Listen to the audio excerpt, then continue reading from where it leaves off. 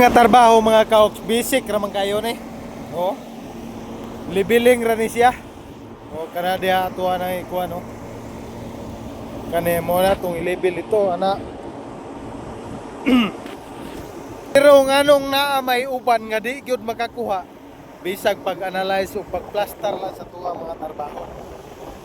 Tungod na sa papel, tungod na sa in situ nga in situ ray gisaligan. Bisag unsa nga klase nato nga trabaho mga kaoks, kinahanglan jud balanse. Balanse sa utok ba.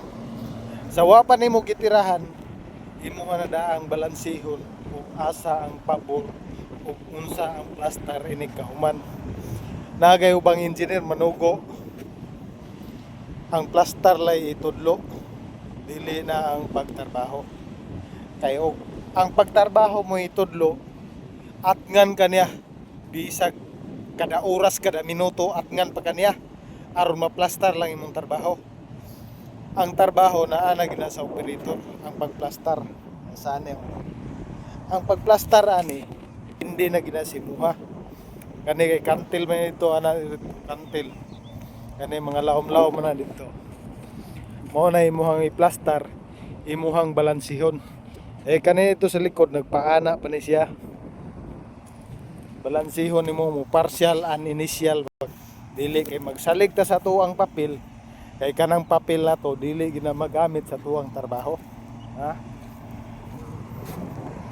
Ato dito nagpaana pagyapon to dito sa ubos. Kani mo na tuang i-plaster initial pag abot dito sa kuanon niya gamay na lang ta og tulakonon. Kani ma-plaster nato na dire.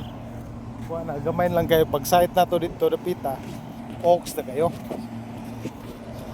Pilar ko'y pagbalansi.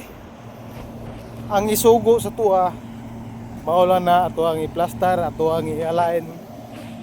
Maulan na pag ikaw na'y bahala mo balansi ana, ug naa kay balansi. Pilar ko'y utok magamit pertirang gamaya. Sabi pagka-oaks ha. Para tong unit to.